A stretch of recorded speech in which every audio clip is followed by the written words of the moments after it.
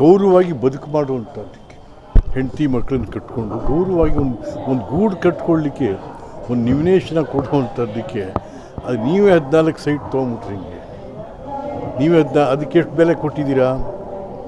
21,000 ರೂಪಾಯಿ.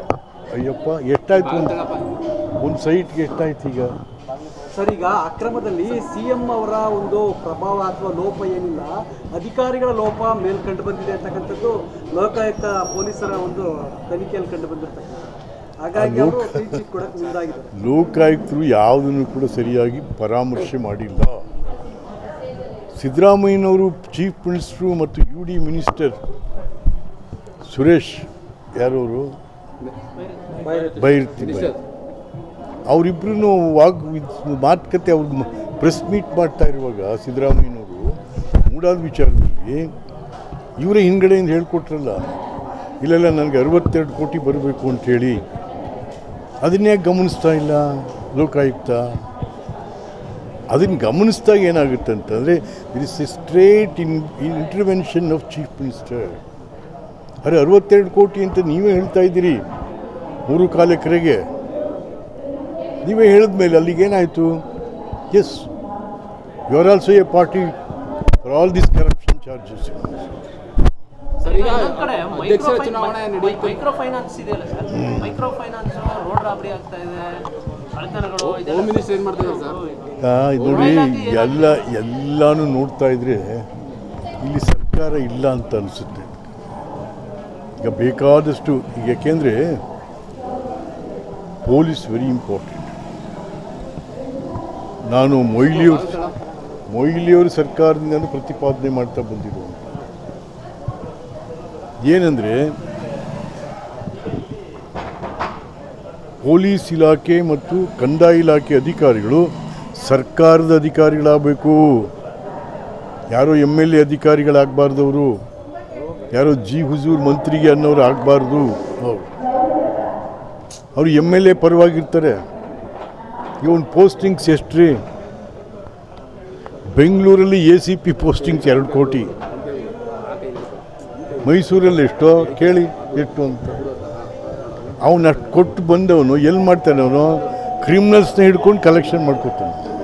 ಇವನೇ ಕಳ್ತನ ಮಾಡಿಸ್ತಾನೆ, ರಾಬ್ರಿ ಮಾಡಿಸ್ತಾನೆ. ಪೊಲೀಸ್ನವರೇ ಮಾಡಿಸ್ತಾರೆ ರಾಬ್ರಿ, ಕಳ್ತನ, ಅವು ಇವೆಲ್ಲ. ಯಾಕೆಂತಾರೆ ಪಾಪ ಅವ್ನು ಏನು ಮಾಡ್ತಾನೆ, ಎಲ್ಲಿ ತರ್ತಾನೆ ಇವನು? ಈಗ ಮಂತ್ರಿಗೆಲ್ಲ ಕೊಟ್ಟು ಬಂದಿರ್ತಾನಲ್ಲ, ಸರ್ಕಾರಕ್ಕೆ ಕೊಟ್ಟು ಬಂದಿರು, ಎಲ್ಲಿ ತರ್ತಾನೋ? ಹಾಗಾಗಿ ಪೊಲೀಸ್ ಇಲಾಖೆ ಹಾಳು ಬಿದ್ದು ಹೋಗಿದೆ. ಪಾಪ ನಮ್ಮ ಪರಮೇಶ್ವರು ಒಳ್ಳೆ ಮನುಷ್ಯ. ಪಾಪ ಪರಮೇಶ್ವರ್ಗೆ ಬರೀ ಸಬ್ ಇನ್ಸ್ಪೆಕ್ಟ್ರು ಟ್ರಾನ್ಸ್ಫರ್ ಮಾಡೋ ಪವರ್ಸ್ ಇದೆ ಅಷ್ಟೇ. ಅದ್ರ ಮೇಲಿಲ್ಲ ಅವ್ರಿಗೆ. ಅದ್ರ ಮೇಲೆ ಏನಿದ್ರು ಚೀಫ್ ಮಿನಿಸ್ಟ್ರೇ ಮಾಡು. ಇದೆಲ್ಲ ನೋಡ್ತಾ ಇದ್ರೆ ಏನು ಅನಿಸುತ್ತೆ ನಿಮಗೆ? ಕರ್ನಾಟಕದಲ್ಲಿ ಆಗ್ತಾ ಇರ್ತಕ್ಕಂಥ ಈ ಕ್ರಿಮಿನಲ್ ಆ್ಯಕ್ಟಿವಿಟೀಸ್ ಎಲ್ಲ ನೋಡಿದ್ರೆ ಗೃಹ ಮಂತ್ರಿಗಳೊಬ್ಬ ಡೆಮ್ಮಿ ಅಂತ ಅನ್ನಿಸ್ತದೆ. ಸರ್, ಈಗ ನಿಮ್ಮ BJP ಪಕ್ಷದ ರಾಜ್ಯಾಧ್ಯಕ್ಷರಿಗೆ ಚುನಾವಣೆ ಇದೆ. ಒಂದು ಕಡೆ ಒಂದು ಬಣ ಅಧ್ಯಕ್ಷ ಚುನಾವಣೆ ನಡೀಲಿ ಅಂತ, ಇನ್ನೊಂದು ಕಡೆ ಅನ್ನುವಂಥದ್ದು ನಿಮ್ಮ ಅಭಿಪ್ರಾಯ? ಅಲ್ಲ ರೀ, BJPನೂ ಸುಮ್ಮನೆ ಒಬ್ರಿಗೊಬ್ರು ಏನೋ ಗಲಾಟೆಗಳು. ಮೊನ್ನೆಯಿಂದ ರೆಡ್ಡಿಗೂ ಇವ್ರಿಗೂ ಗಲಾಟೆಗಳು. ನಮ್ಮ ರಾಮುಲು ಹೌದ್ರಿ, ರೆಡ್ಡಿ ಯಾರಿಂದ ಗೆದ್ದಿದ್ದು? ರಾಮುಲಿಂದ ಗೆದ್ದಿದ್ದು. ರೆಡ್ಡಿ ದುಡ್ಡು, ಓಟು ನಮ್ಮ ವಾಲ್ಮೀಕಿ ಸಮಾಜದ್ದು. ಈಗ ಬಳ್ಳಾರಿ ಅಂತಂದರೆ ನಮ್ಮ ವಾಲ್ಮೀಕಿ ಸಮಾಜ ಹೆಚ್ಚಿದೆ. ವಾಲ್ಮೀಕಿಗಳು, ಕುರುಬರು, ದಲಿತರು ಈ ಥರ ಜಾಸ್ತಿ ಅಂತ. ಇವ ರೆಡ್ಡಿ ನಾನೇ ಇವನ್ನ ಬೆಳೆಸ್ದೆ ಅಂತಂದ್ರೆ ಹಿಂಗೆ ನಿಜಪ್ಪ? ನಿನ್ನ ದುಡ್ಡು ಯಾವುದು? ಏನು ನಿಮ್ಮ ಪಾಪನ ಮನೆದ ಗಣಿ ದುಡ್ಡು ಕೊಟ್ಟೆ. ಬಟ್ ರಾಮುಲು ಆ ಒಂದು ಸಮಾಜದ ನಾಯಕ. ಅಷ್ಟು ಸುಲಭವಾಗಿ ಲಘುವಾಗಿ ಮಾತಾಡಬಾರ್ದು.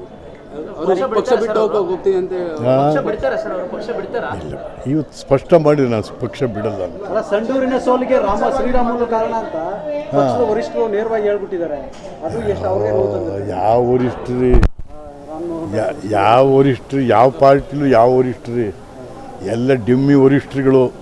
ಯಾರು ಹೆಚ್ಚಿನ ವಿಡಿಯೋಗಳಿಗೆ ಪ್ರತಿಧ್ವನಿ ಯೂಟ್ಯೂಬ್ ಚಾನೆಲ್ ಸಬ್ಸ್ಕ್ರೈಬ್ ಮಾಡಿ, ಬೆಲ್ ಐಕಾನ್ ಕ್ಲಿಕ್ ಮಾಡಿ.